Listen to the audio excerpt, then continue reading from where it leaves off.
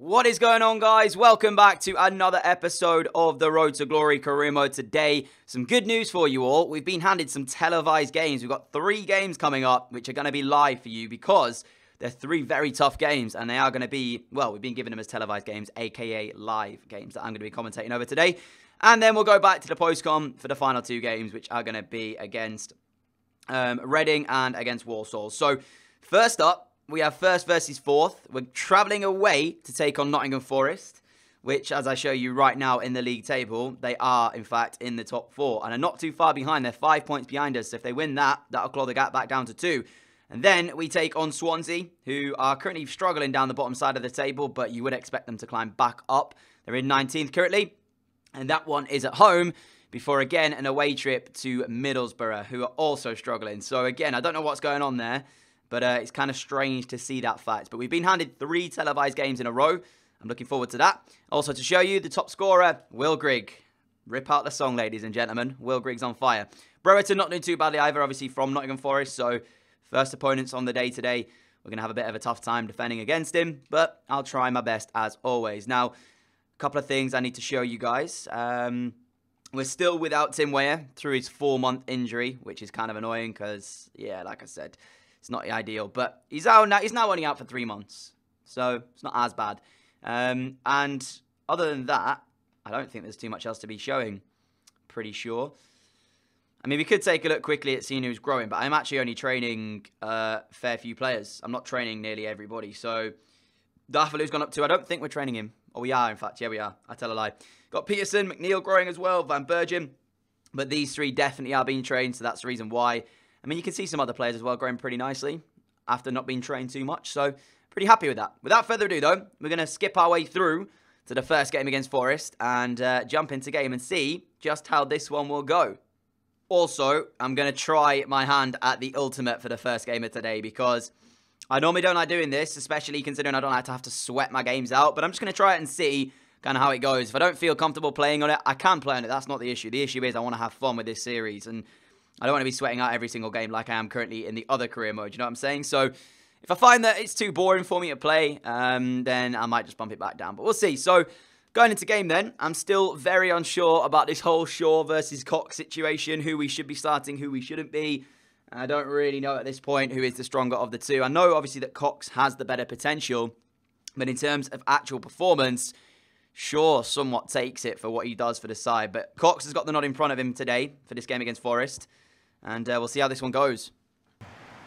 Here we go then. Forest Park Stadium. We are underway for this game on the Ultimate for the first time in the series. And like I said, if it's too frustrating for me to have to play it, then I might bump it back down. But we'll find out. I mean, worst case scenario, we lose this game. And it gets clawed back. Brereton, early doors, trying to put a cross in. Block the cross. Sukasev loses out. McNeil comes over to try and stop that one as well. And doesn't really do too much. And now they play the ball through. That's a good ball. And they're in already. 1-0. Yep, great start. What a start to this game. 4 minutes gone. 1 pass through and Brereton scores. Not the start I was hoping for here. Trying to work out where it actually came from too. I mean, look at this. We're all over the place. And there is that. Brereton just ghosting behind. I mean, you can put your hands up for offside all you want, but I think it's actually... It's Max Jackson playing him on anyway. So, it's not the cleanest to finish. Oh, come on, McNamee, man. You get a touch on that. It's not the cleanest of finishes by any means by Brereton, but they take the lead, and that's all that matters for them. I'm just concerned about how the fact that it was so easy for them to actually get through. Not where I wanted that pass. That was supposed to go to Janssen. Kubo finding Van Bergen. 18 minutes gone here. Mitchell Van Bergen cutting onto the right foot. Finding Janssen, who might be offside. He is offside. For crying out loud, Janssen, stay on side. Unfortunate there. He missed it anyway, so it wouldn't have counted. You can see I played the pass too late. Way too late with the pass. And that's the first chance of the game we've wasted. But it was saved, actually, as well. So I'm a bit concerned with the finish from Rodney Janssen. That was poor. This is dangerous. I missed my tackle again. And now Joe Lolly for Nottingham Forest puts the delivery in. Oh, he's bounced all the way through. And they're 2-0 up. Oh, just such an unfortunate deflection on the way through. He didn't mean to send that all the way through there. He actually meant to get the touch. And he just completely messed it up. Just to the point where it bounced through. But I'm so concerned because there's so many gaps in our team. Look at this. There's 3 players over for Forest. 3 on 3, and look where our players are. And that is not a good... This has not been a good start to the episode. Sudani puts them 2-0 in front. I think Forest are going to win the game. I don't think we're doubting that at this point. But we've really had nothing against it. I mean, like I said, it's concerning that we have so many gaps at the back. And Burgeon. Kubo! Too easy. Got no power behind the strike whatsoever. And Pantilimon just happy to see it into his hands. Like, what was the strike from Kubo? Literally 0-0 power. Now Kubo trying to use a bit of skill to get him behind. Peterson. That was actually supposed to go to McNeil, but we'll let it slide. Here is now Max Jackson towards Cox. Cox to Peterson. He's dispossessed. Can't get away from his man. And again, we are really struggling here. Oh, lovely play. Forest deliver it. Max Jackson loses the header and McNamee makes a save. How is Jackson losing the 50-50 header against Sudani every time? It's the third time it's happened. I haven't shown you the other two because they didn't really lead to much. But he's lost the last three, and there's another one as McNamee has it in his hands. It's not good. Max Jackson shouldn't be losing 3 out of 3 headers there, especially given the circumstances. That pass again was actually meant for Kubo, and he went all the way through. No, don't even bounce out for a corner. Thank you. There's now again Nottingham Forest trying to make something happen. They don't really need to, and it's concerning because now I have to start sending men forward to the point where we're going to lose this. Oh my God. I didn't even mean to bring it. It's a penalty for Forest. I didn't even mean to bring him down. I accidentally pressed X. I meant to head it out, and it switched to Shaw. And I ended up taking him out. Yep. Well, that happened. So yeah. I mean, I don't know why Josh Tymon's heading it back into the danger area, though. It's not what I wanted to happen. Brereton up against McNamee. Sends it the wrong way. 3-0 Forest. It's game over. Dear me. Not a great start. Good tackle, win back. Shaw through to Kubo. Kubo needs to get the shot away here if he can. Kubo! And we're back in it, but it's going to be a little too late. Forest 3, Grimsby 1. Takefusa Kubo scoring the goal. And he'll celebrate in front of the Forest fans. They won't care. Their team's still winning here 3-1. I don't know what this celebration's all about, but... Man, I feel like today, if we'd have had Weyer instead of Janssen, this might have been a different story. Janssen's done absolutely naffle in this first game. In terms of a televised game... If you sat there watching on your screens, jeez, this, like I said, brought us down, back onto earth, taking us down off that pedestal we were on after last episode. And, yeah, this is what the Championship's all about, though. Competitive. Either side can win on the day. And I'm not even, like, sure about the game still to come as well. McNeil, Janssen, Shaw, Kubo, Peterson. Lovely one-touch play if we can find then a pass after this. Van Bergen inside to Shaw. Shaw to Janssen. McNeil on the overlap. We're into the last minute of the game. One more chance for us. McNeil's effort. Saved. Bouncing out. And Shaw's going to put it in. It's Forest 3, Grimsby 2. We've brought it back, but not enough. And if I hadn't have accidentally pressed the X button to slide in our box when trying to clear it, it might have not been a defeat here. It's Forest 3, Grimsby 2. That's going to be how it ends because that is the final thing of the game. It's disappointing to lose it, but you know what? I have to commend the team for the fight back. We pulled it back to 3-2. 2 goals in 5 minutes. It's not going to be enough, though, for the game. And there is the final whistle. So, defeat in game 1. It isn't as bad as it could have been in terms of the result. We were 3-0 down, and I was genuinely thinking at 3-0 that could be our biggest defeat of the series so far. It's not anymore because we've managed to bring it back. Forest will still be happy with it because it closes the gap to us. But you just got to feel like, you know, on another day, we might have turned this game around and it might have been different. So, unfortunate there, but yeah, defeat. McNeil is now grown to a 77 rated right winger too. So he's up and is our currently highest player in terms of rating. The thing is, he's actually not even the highest rated player in the Championship. He's not. It's kind of crazy to see. So, Lewis Moore, who's just been promoted, has good curve, 4-star weak foot, 3-star skill moves, can play centre midfield. Could be quite good to train him. I might actually do that and see what kind of growth he gets. But for now, guys, that is going to be that. We're going to move into the next game. Swansea City, the next opponents here. And again, I'm going to stick on that ultimate difficulty and see how this one goes too. So, Player of the Month goes to Takefusa Kubo, fitting in the shoes of Tim Weyer at this current stage. So, it's good to see him getting some awards for how he's currently performing. But the argument there is that, you know, with Weyer in that last game, would we have actually won it? I feel like we would have done. So, I'm going to actually take out Cox and bring in Shaw because he did score and assist in the last game. So, let's make that change happen real quick. So, there we go. Shaw in, Cox out, and then upgrade the thing to ultimate. There we, oops, didn't even do it. So now we take on Swansea, side struggling down the bottom side of the division. But the Championship, the way it is, on any given day, any team can win. So I don't think this is a set-in-stone victory for us. So just to say right now, don't be expecting us to walk over Swansea here. And don't be surprised if they do take the lead in the game. I've been playing some awful FIFA recently too. Peterson, Kubo, Takefusa Kubo in towards the penalty area. Still Kubo, gets the shot away and it's deflected off the defender in towards Mulder's hands. Good running from Kubo, though. Gets him in a really dangerous area. From that point forward, though, he's got to do better with a shot. At least test the goalkeeper. Got to beat the defender there. This is dangerous play, and it's actually 1-0 Swansea. Are you joking? From the edge of the area like that? It wasn't even a good shot either. It wasn't even a good shot. Straight up, it should have been saved. It's Sissoko who's finished it, and Swansea take lead. It's their first chance. Fuming, mate, because it wasn't even a great shot. Like, they're here. I'm just trying to stop them getting inside my penalty area, thinking as long as I keep them out of the penalty area, there's no chance. I mean, look at that. There's no way. There's absolutely no way that's gone in. Strikes it with the outside of his boot, and McNamee just doesn't react. He dives after the ball's past him. Grimsby behind again in the episode, and I don't know even why we actually have conceded that. I tried to do my best to keep them out, and in doing so, allowed them a shot from the edge of the area, which just rose into the back of the net. So at this point, I'm not even sure how you defend, because if you can't, basically, you can't let them in your box, and you can't let them shoot from the edge of the area either, because they'll score. That's a free kick. Thank you, ref. Shaw, Van Bergen, Timon. It's actually gone through to Kubo. Now Josh Timon. Timon looking for the ball in. Janssen really is beginning to get on my nerves. I'm curious as to what Rodney Janssen actually is doing. He has his moments where I think you're brilliant. What is Darfalou doing? Just get the ball. Why are you trying to overhead kick it there? Just get the ball on your feet and play it.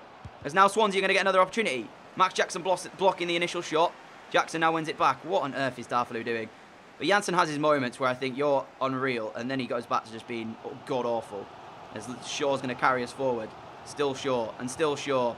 And that's a foul every day of the week. The referee plays advantage, though. Here is Ronnie Janssen. Janssen from the edge of the area. Get in the back of the net. Grimsby 1, Swansea 1.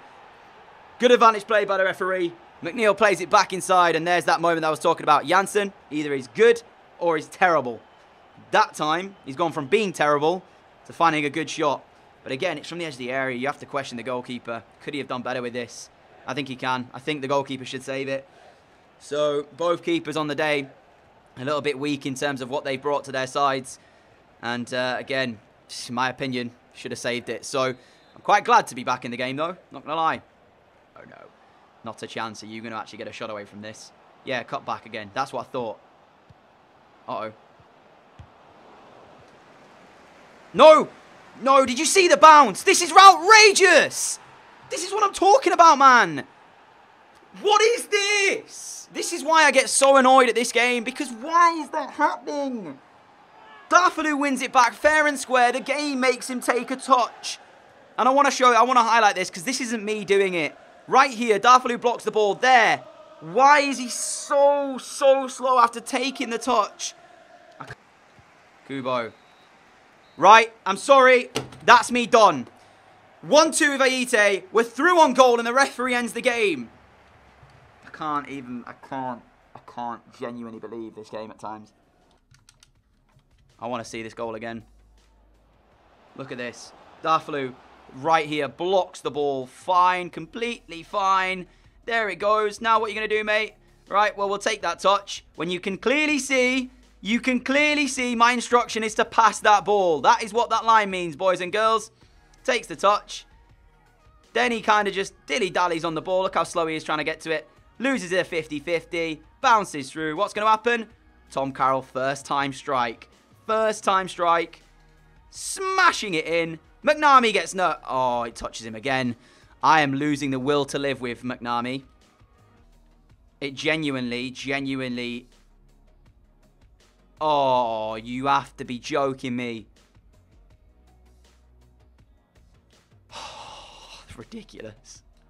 So yeah, not exactly ideal start to the episode then. So what I did after that is I took a little break Went away, came back a bit later on, and came back to kind of refresh myself, if you will. And I left it on Legendary for this game against Middlesbrough, just to kind of get back into the swing of it and enjoy it a little bit more, because I've got to say this, was not enjoying those first 2 games, really wasn't. Especially the way we conceded that second goal against Swansea, really frustrated me. The touch from Darfalou, I have no idea what happened. So I bumped it, well, I left it on Legendary for this game, and I bumped it back up for the last game against Reading, that you're going to be seeing to Ultimate difficulty. And I think for the remainder of now, just until I decide otherwise, I am going to keep it on Ultimate to make it a bit more tough, a bit more challenging. But I just pray that if it is to be a bit more challenging, I don't end up with another episode like this, where bounces just don't go our way and such. I don't mind, like I said, I don't mind losing games where, you know, I'm getting outplayed or such, or anything like that, where they're just completely opening me up and scoring goals. A bit like, you know, Nottingham Forest did for their first 2 goals in that game. They did really well to open me up.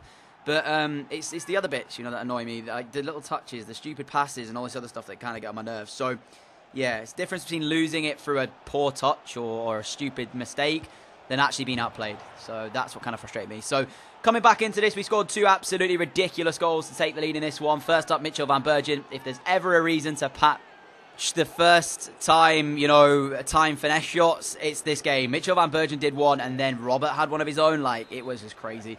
Went 2-0 up, but then I got to give credit to towards Middlesbrough, because this chance right here was really nice. They created it really well. Stead down the right-hand side, puts the cross in, and Britta Sombalonga rises and beats us to the ball to make it 2-1. A little bit of an issue with that one, though. Not sure what Sukasev's doing. Clearly, we need to upgrade our centre-backs, because watch his positioning here.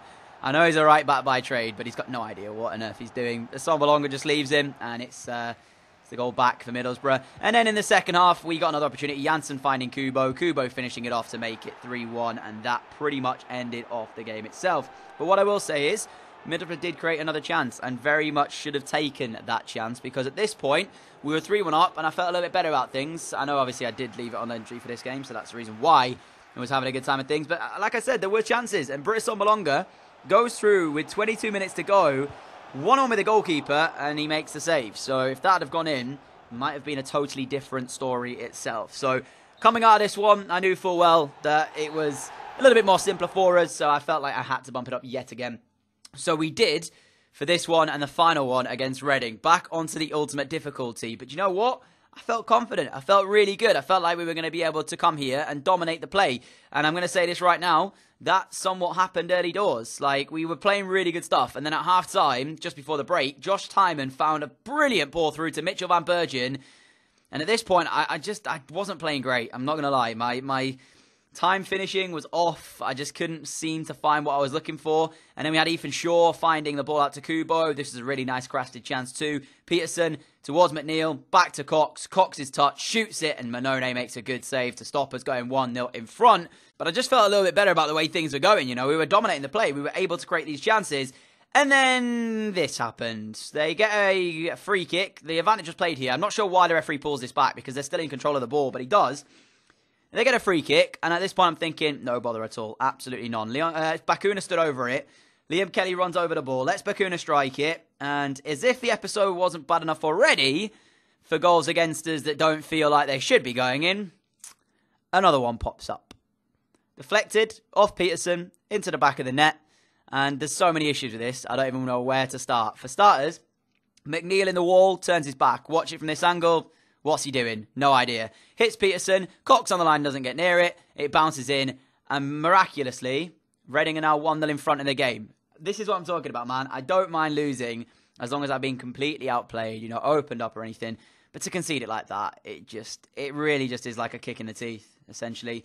We were trying to find an equaliser, but I pretty much felt like giving up at this point. Not going to lie, it did really, really kind of take it out of me. I was just kind of not sure what to really do at this point. So, fortunately, it's 3 losses and only the 1 victory today.